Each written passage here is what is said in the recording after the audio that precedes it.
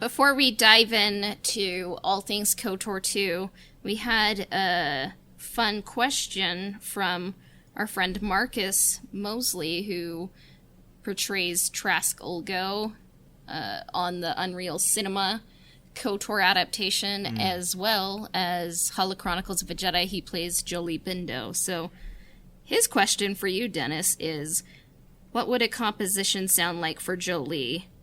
Would it be heroic with hints of tragedy, brass, percussion, or strings? What do you think, Dennis?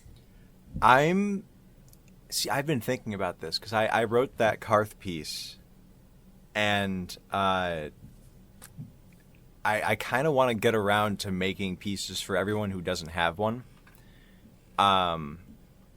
Maybe not everyone, but some of the party characters like Juhani and Jolee and Canderous, Mission maybe, but I'm thinking definitely more like strings and woodwinds almost, because I mean you have to have some sort of like natural sound, because he's been living in Kashyyyk for like 20 years. And also I don't know about tragedy as much as I do just really playing into his gray mindset, because it's yeah, I mean the tragedy one was like, it was so long ago that it's more like he has this new viewpoint on everything, but it's not like it's the tragedies that happen to him aren't consuming him anymore. He's more come to accept it.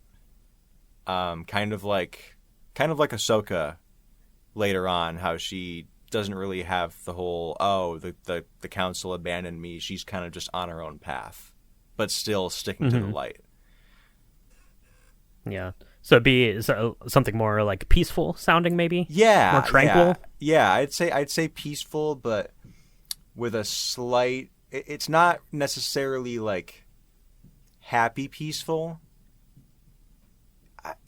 You know what I mean? Accepting peaceful? Yeah. Yeah. I'll get around to writing that at some point. As well as Deadeye Duncan's theme. So there you go.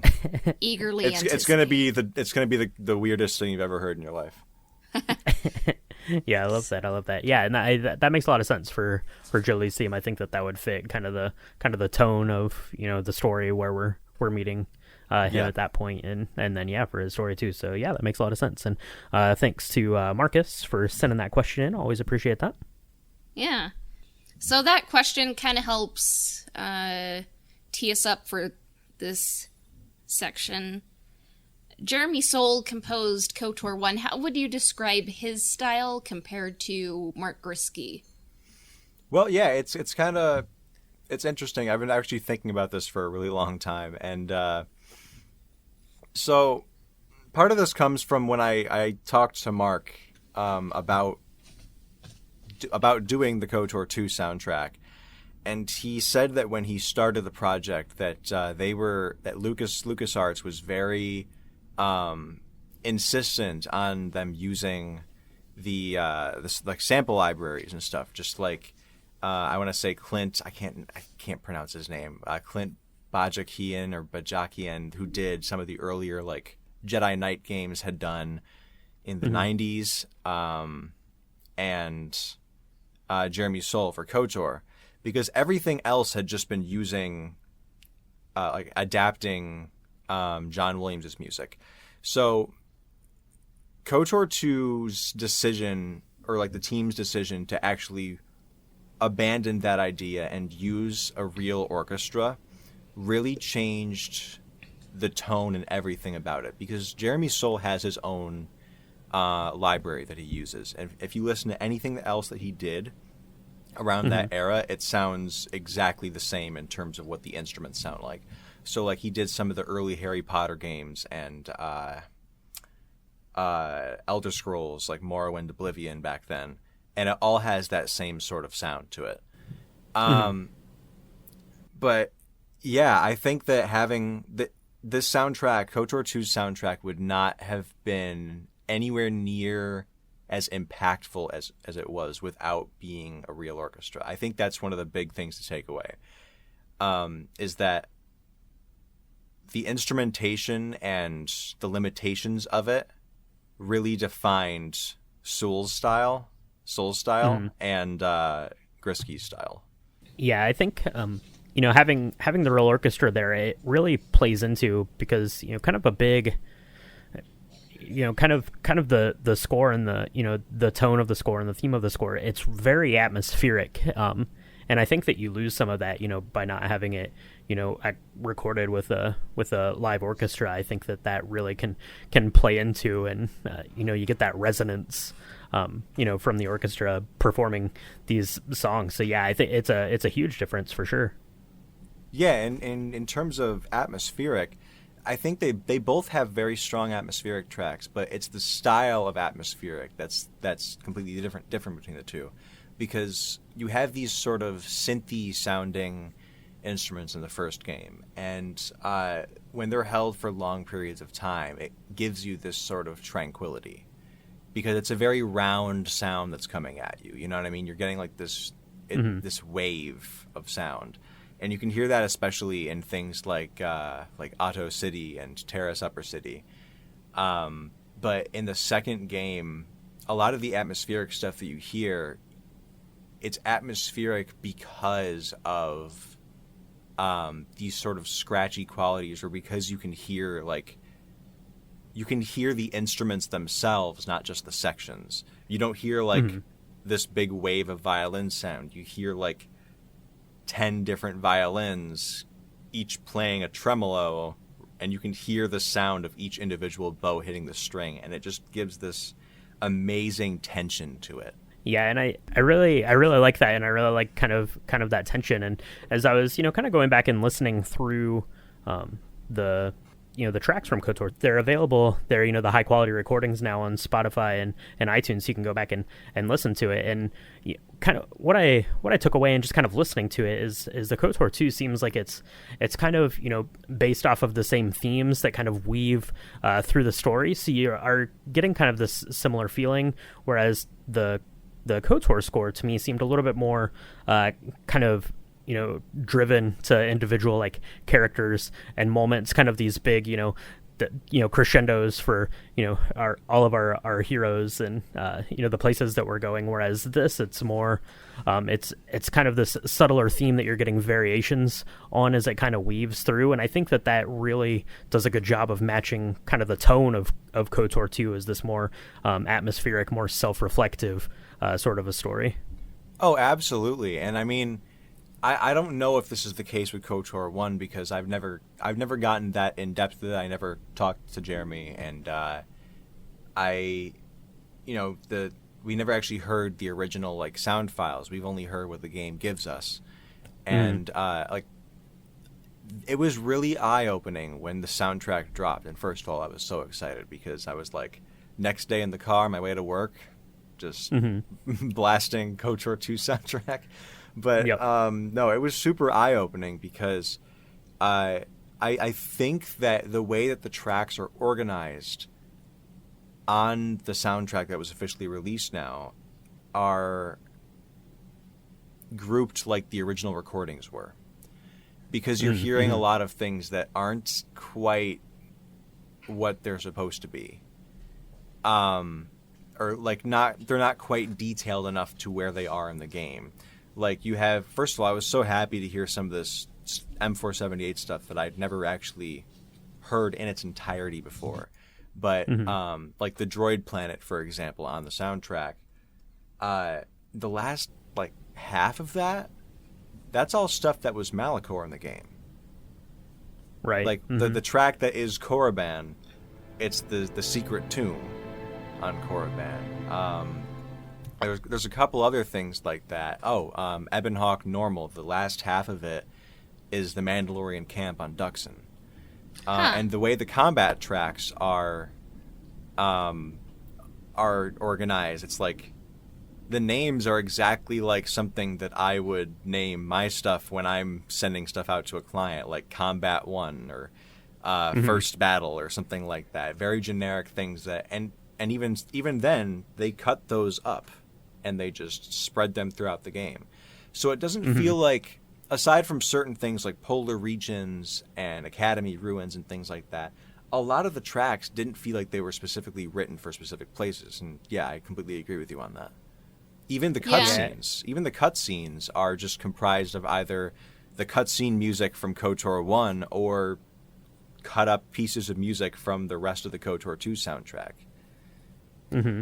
Yeah, it's really interesting to kind of look through because, like you say, we're now on these official releases, we're seeing what Grisky would have named those those compositions as he turns them in, but then we're only getting the audio files up until now that have just basically been ripped off of the game disc or what have you. So those they've been renamed, and and that's fine, that's understandable. If you're making a game and you're like, well, I need the song to go here, so I'm going to name it this so I can remember to to plug it in here, right? So it makes sense that some of those name changes, but it's just fascinating to kind of go through the list of the game file audio and see what the actual track was named and how they fit into this larger this big orchestral work. I think is really, really neat, just that we get that, and it's kind of like a little behind the scenes glimpse of what went into that. And I also had to wonder if there was a like another session of recordings, another session of pieces of music, because there is some pretty key stuff that's missing from the official release. Namely, the one that everyone noticed was missing was the rebuilt Jedi Enclave. That's not there. The Korban Sith Academy is not there. There's a few other things. Oh, like half of the Malachor music isn't there. And I just have to wonder, like, was there another session of recordings? Because I'm not actually sure why they didn't include them on the soundtrack. Mm-hmm. It's hard to say for sure. I mean, you bring up a good point that I think the music, Grisky's music, is incredible, but KOTOR 2's soundtrack, I guess you can say it feels like one complete work, where KOTOR 1, I think it was a little bit, it seemed like there was more combat music, but each world seemed a little bit more distinct, but I would say what's strong about this KOTOR 2 score is that it just seems united in theme and tone. Exactly. And I mean, that's actually something that I wanted to talk about, is that, like, in preparation for this, I mean, I was already listening to it many times since it came out on Spotify, but in preparation for this, I wanted to see how many tracks you could find the Sith Lord's leitmotif in, and I also came upon a surprise one that I think had to have been intentional, but I'll get to it. So I mean, like, you can hear it in Citadel Station. You can hear it on the droid planet, which of course the music was never in the actual official game, but I still think it was neat that it's there. It's in Polar Regions. It's in Paragus Dark, so the Harbinger, the Dantooine Academy Ruins. Those are the ones that I found, but I also, if you go to Izes, I'm pretty sure I can hear a variation of the Sith theme from the first game, which, once I thought about it, I went, it foreshadows the fact that Vaklu allies himself with the Sith. And if you think about it, it's the only planet where where anybody actually allies themselves with the Sith in the entire game, because a lot of the time the enemy is the exchange. Yeah. Yeah, I just thought that was interesting. With Izes and Onderon, I did also get some vibes from the prequels, like kind of the Jedi Temple March that you sometimes hear playing when the Trade Federation and droids are marching, and then when Anakin's marching with the 501st. So, yeah, I had in my notes. Yeah, I got a lot of themes for like the Battle of Naboo, but yeah, it's that same kind of. Yeah, I think I thought that ever since I was a kid. I love that. I think on the soundtrack it's called Battle the Monster. Yes, that's really great. And then I do love, and I'd mentioned, it's kind of atmospheric and playing on this theme, but you kind of get that Craya theme, and then you just get like these subtle like variants as you go through the story, and as she's getting more and more in your head, and it's just kind of these little tweaks through that theme that you're picking up as you're going around. And yeah, I really like that stuff, and just kind of the way that it was composed to kind of lay down kind of this foundation for what the story was going to provide. So it's like I said, it's just very different from KOTOR 1, and just in the way that they were composed, and it's super interesting. I think that has a lot to do with the story as well, and just because the KOTOR 1 is a very black and white story of, you're immediately told in the opening crawl that Malik's the enemy. He's the guy that's gonna like take over the galaxy, and you're fighting him, and so you have you got the Jedi and you got the Sith. That's all it is. And then of course there's that magical twist that happens, but it is a very good and evil kind of story. And the second game, I mean, obviously at this point, spoilers if you haven't played KOTOR 2, but the fact that you're traveling with the enemy the entire time, and that there's and the whole striking from the shadows thing, and you're never actually truly aware of what enemy you're fighting. You're just trying to counter it. And so there really is no, oh, here's the good guys, here's the bad guys theme. It's just this overall atmosphere of you can't trust anybody. And that's also why I defend Paragas so much, because I think it is an absolutely perfect opening to the game. Because, can't trust anybody, everyone's hunting you, yada yada.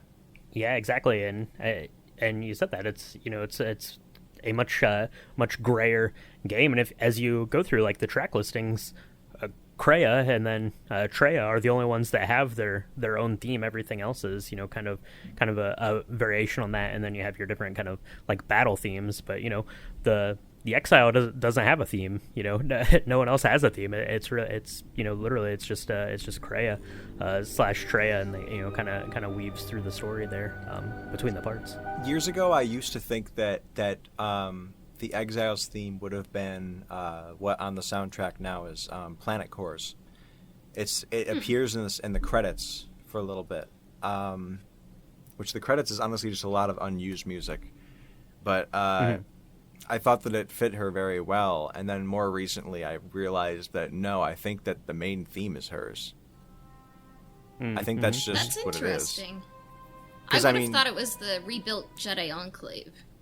See, I would have also I could see that. The reason I thought about the main theme is just because, well, not only because of the game mechanic of you can go light or dark, because that's just what KOTOR and KOTOR 2 are, but also no matter if you go light or dark, your character really doesn't fall to either side, and the Jedi want nothing to do with you and the Sith want nothing to do with you, and regardless of how much light you bring, there's all this darkness in your past. And the game is all just about accepting who you are, essentially. Accepting that no matter what you've done, everything that you have done has led to this point. So light or dark, this is who you are. And I can definitely hear those kind of influences in the theme. That's an incredible lesson. Because I'm scared of KOTOR 2. After we covered KOTOR 1, I'm like, what does it mean? And I'm like, maybe that's what it means. Because it kind of seems a bit like a purgatory story, where everything is so ambiguous. But I mean, honestly, yeah, the Exile is in purgatory. That's essentially what it is. Because if you go along with the game metaphorically, she died at Malachor 5. Yeah. And then the whole thing is about her being a leader. That's what Craya tells her all the time, and that's their in-game explanation for the influence system and why everybody follows you and goes light or dark with you. And but when she was wandering the galaxy after Malachor, she didn't affect anything. And yeah, that's kind of, yeah, that is the point. It's healing the galaxy and healing your past mistakes while also accepting that you made those mistakes and not letting that define your future. That's a mic drop through the heart. I think you just encapsulated KOTOR 2 better than I ever will, So maybe Brian's going to be like, do you want to replace Cassia for, like, Season 2? And I'll be like, I accept it, but... I also just think about this game way too much, and I have for the past, oh my God, 17 years? Yeah. Oh, that was... Yeah. Ooh. That hurt. Well, and yeah, I mean, to kind of piggyback of what you're just getting at there, Dennis, and not to get too far off of the music here, but I think that's why KOTOR 2 sort of resonates more as you age with it, because if you played this game when you were young, you didn't really have the life experience maybe to find things that resonated with Mitra Surik. So I think as you get older and you can kind of see this purgatory story like within yourself, and things that you've done and regrets and things, I think that as you get older, this game definitely resonates more and on a deeper level even than KOTOR. Obviously, of course we love that game too, but it just hits a little differently, I think, if you've played this as you've kind of matured and grown up a little bit. Yeah, I mean, they even kind of get meta about it a little bit. I mean, at the end of the game, when you get to Malachor and you encounter Craya, she's just like, there is no great revelation. Were you expecting some surprise? No, there's no revelation. There's only you. Because, I mean, if you're playing this game and you feel like weirded out by the fact that you're not really understanding what it's doing, it's probably because you played KOTOR 1 and you got to, like, the big reveal, and if you expected something similar in the second game, it's not there. Yeah. Yeah, you just kind of keep waiting. You keep waiting for it, Yeah, KOTOR 2 was like The Last Jedi before The Last Jedi, Yeah. I guess I was trying to just make The Last Jedi verb too, so The Last I'm just Jedi-ing. having too much fun with that, The Last Jedi. Yeah, there we go. I'm into it. I like it. Yeah. And I don't know, because it kind of seems like KOTOR 1 is about giving a second chance to a Sith Lord, and then giving a second chance to everyone on your team was kind of affected by the Mandalorian Wars, and then the person who kind of gave you your second chance, saved you from death, you can do the same. And the canonical light side ending is like a happy one, but you can play it however you want, really. But and then KOTOR 2 is kind of like Malachor was hell, and then it's kind of like you make atonement to get through purgatory, I guess. And I find that really cool that we're kind of making these connections as we talk about the music and what it means. And I guess, what are your favorite songs? Well, not to be generic, but the main theme is just incredible. I as practice, I wrote out a MIDI mock-up of the main theme starting like maybe September or August of last year, and slowly worked at it. And I was working on it in lessons with my one of my professors.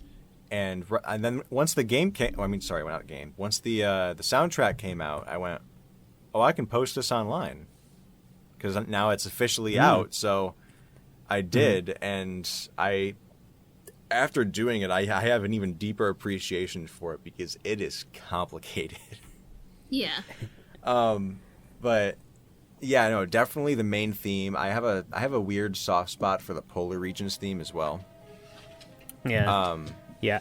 I don't know why it sounds like snow, but it just does. Yeah. That one, Rebuilt Jedi Enclave's a classic too, and all the Nar Shaddaa music is incredible. Yeah, the Nar Shaddaa theme is really great, and you can almost like pick out the exact moment, when the tune kind of changes, in that first sort of like life lesson that that Craya gives you there when you land there. That's really cool. I really like the theme for Korriban. It has kind of this like same vibe as like the Emperor's theme from Star Wars. It has a little bit of like this chorale piece to it, which is really cool. It kind of swells up. I like that. Polar Regions is really good. It sounds like like a Polar Region would sound. That's great. And I just like the battle themes through this game quite a bit more, I think, even than in KOTOR. I think they're a little bit more engaging, and they're a little bit more they're more kind of driving, I guess. I really like the battle themes. They're very memorable in this game. I think the first game, a lot of it was drumming. There was a lot of drumming in the first game for the battle themes, but this one, it definitely feels more seamless with the atmosphere music. Yeah. And just to that, I'll throw this one out there too. Just the Paragus theme, just when the game gets started off, and it just immediately sets the tone That's for so what the next 20 hours is going to be. It's really good. For me, like, the startup screen even, like, just brings back memories, like, just auditorially, I'm like, oh, this is so good, And the Sith Lord themes, it's melancholy, it's brooding, but still has that hint of Star Wars fairy tale magic, but it's just kind of like the gothic horror version of the fairy tale, not like the simple kind of fairy tale that Disney tells, Definitely. Yeah, for sure. And then aboard the Ebon Hawk, just that's one thing I think we mentioned was missing from the first Knights of the Old Republic was a distinct theme for the Ebon Hawk. So I've I'm talked really glad about that with some other people I know too, and there's been people who've modded this theme into the first game because they like it better, and I don't think it fits. Yeah. It fits well in the second game, really, really well, but not in the first. Yeah. I guess you'll just have to compose a KOTOR 1 Ebon Hawk theme that fits that tone, and they can mod it in. There we go. That's right. Yeah, it's weird because and it should have a completely different theme, because if you think about it, when you're in Knights of the Old Republic, in that game, when you go back to the Ebon Hawk, like, it's almost like a joyous celebration, right? It's like mission accomplished. Everyone's getting back on board. We're gonna, have a drink and head off to the next location. But in KOTOR 2, when you get back on the Ebon Hawk, you're like, oh man, I have to go and like confront all of these people again. Yeah. Oh, and so of course it's the cutscenes, it's much darker. Yeah. Like the little like cutaways add such a huge atmosphere to it too. Like every time you get in the ship, it's like two characters are just getting in an argument. Or like Craya's doing some funky stuff to the disciple and screwing with his mind, and for sure. And it's all this stuff that your character doesn't know, which I think is even cooler. Yeah, so it's a completely different vibe. So it wouldn't for me. I wouldn't making that change to put this into the first game. I don't think makes any sense. Yeah, and then I totally forgot there was a Craya theme.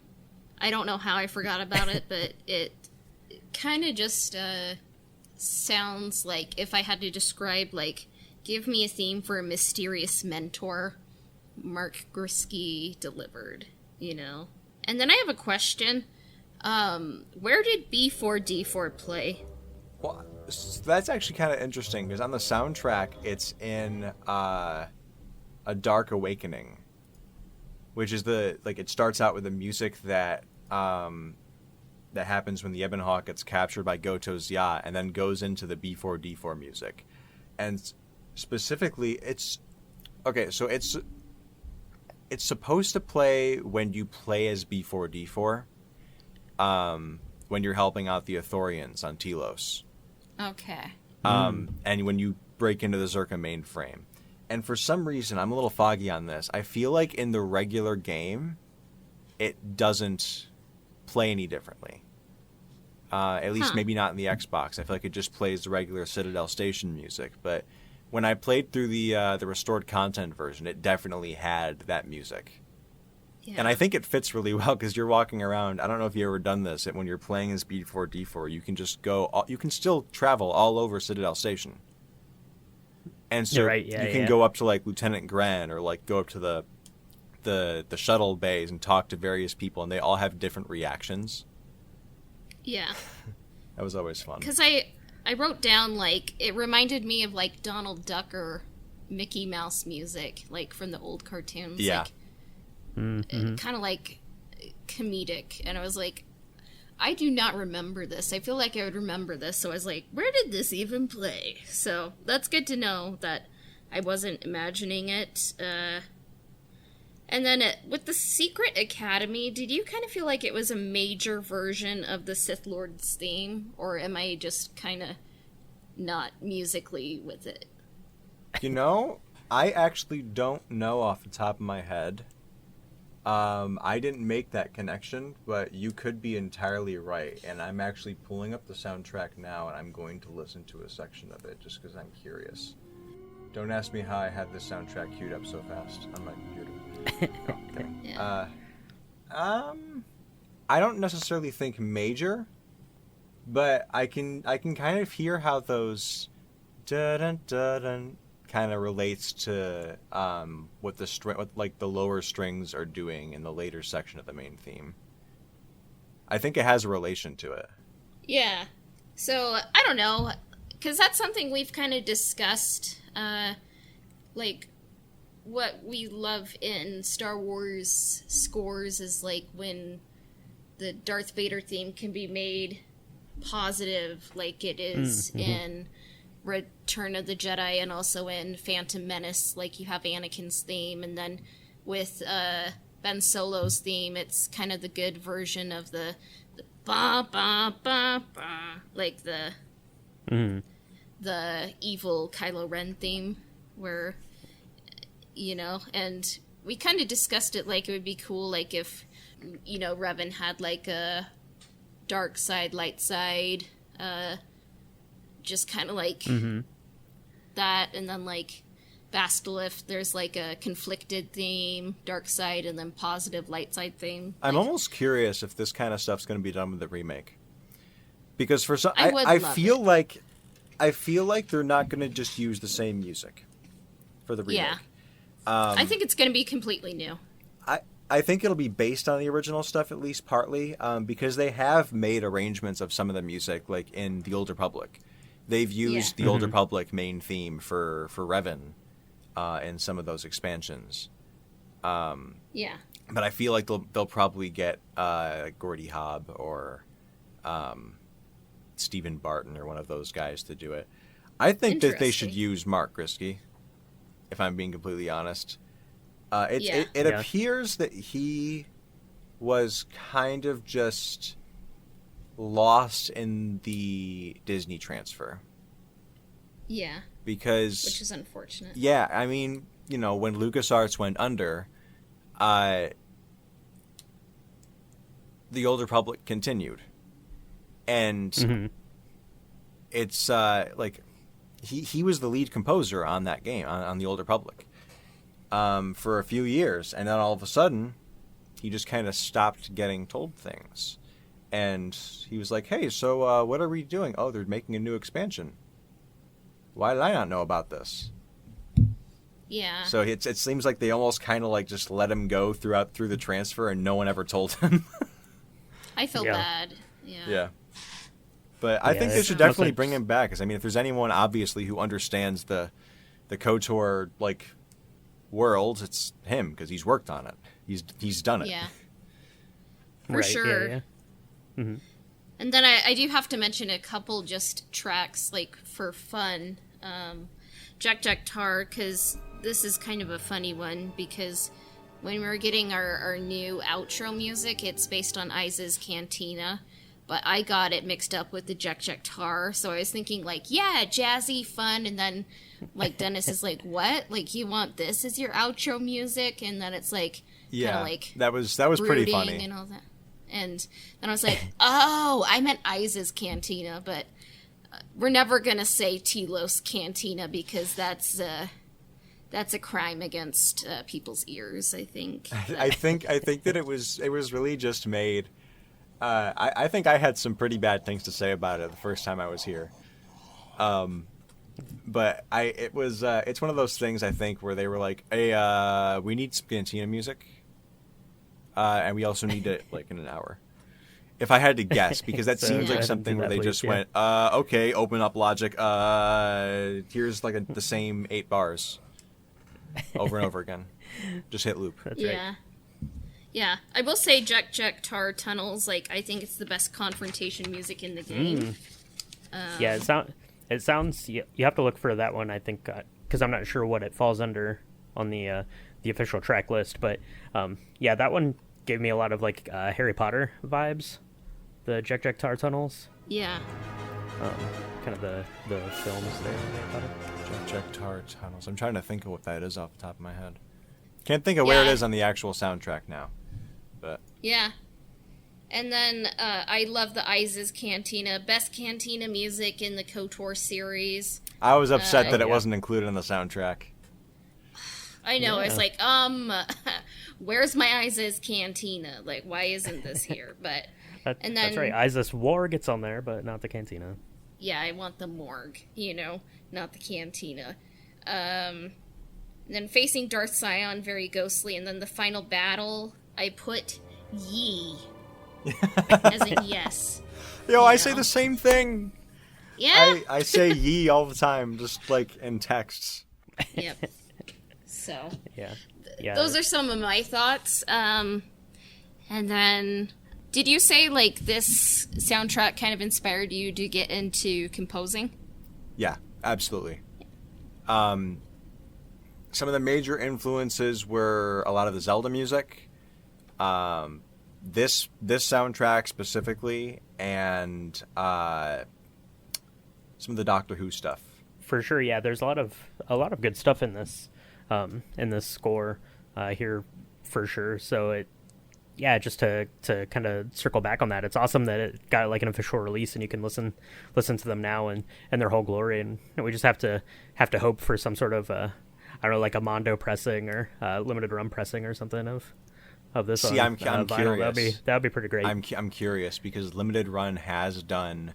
They've included like CD soundtracks with some games before, and I know that they're working on doing a KOTOR 2 Switch and I think PC release like they did for the first game. Yep. And speaking of which, the first ones should be getting shipped out very soon, which I'm very excited about. Yeah, there was just I just got an email that said they were expecting to start shipping those the end of July or the 1st of August. So yeah, so hopefully we'll get that. And yeah, they haven't announced that there is going to be a collector's edition for KOTOR 2, but they haven't said anything about what's going to be included in it and I'm what looking is for it. going to be a part of it. So yeah, so I'd love a CD would be cool. A vinyl would be cooler for sure. And I know that they've done some standalone like vinyl pressings before. Yeah, I'm and not things, sure if they would with something. this, just because I don't think that they, to my knowledge, I don't think that they've done it for the past few games, like Squadrons, Yeah, they Fallen haven't- Order, Battlefront 2. Yeah, they haven't been doing them quite as regularly, but they had done them in the past, and I know like Mondo has done some Star Wars properties. They just did Right. the Rogue One, I think, is coming out soon. They did the Mandalorian big box set and stuff like that. So, Yeah. So hopefully, fingers crossed. I would love to get that to add to the collection. But yeah, I'm just stoked that you can listen to it like in its full blown recorded glory here now on your phone or whatever. So Absolutely, yeah. I'm glad it inspired you to become a composer because you've composed awesome Star Wars tracks and awesome just tracks in general, and I think you're going to take the composing world by storm, and I'm just excited for more people to hear what you do, and you've been a great help to our podcast. You've created some great lo-fi. Off the top of your head, which tracks do you think from KOTOR 2 would be the funnest to hear in the lo-fi style? This game is a lot harder to think about that with, just because a lot of it really is just so atmospheric and it can be very atonal. But I think that the one that stands out the most would be like Rebuilt Jedi Enclave. I think that could benefit from it the most. Even the Darth Sion theme. because there has to be something where you can take like a discernible, singable melody out of it, and there has to be some identity that stays the same when you make a lo-fi remix of something. And a lot of the identities of these tracks are like the instrumentation. But I think Rebuilt Jedi Enclave, and I think the Darth Scion theme. Oh, for sure. Maybe even the main theme. That would be a challenge. That'd be a huge challenge. Yeah.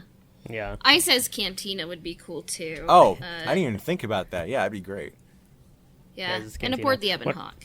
Yeah. Yeah, when I was going through the outline here and I was listening to it, I kind of thought that polar regions could be okay, but yeah, a lot of them are, like you said, they're so kind of atmospheric and so subtle. Yeah, and even polar regions, making them more subtle. Polar regions is yeah. another example of where like the instrumentation is the identity, because all polar regions is, besides like the ostinato strings, is the Sith Lord's main theme melody.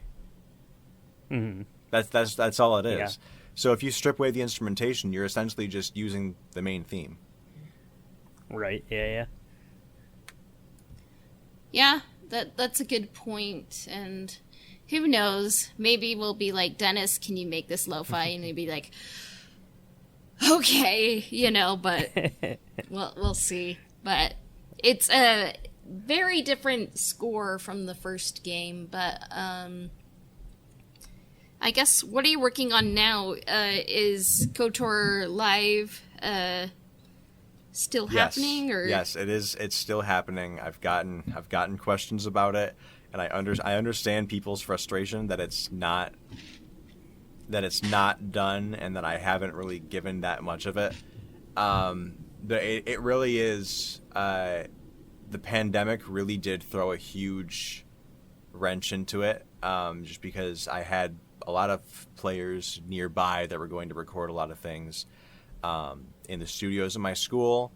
And then, of course, we lost access to the studios, and a lot of those people either couldn't make the travel anymore because, why would you travel that far during COVID? And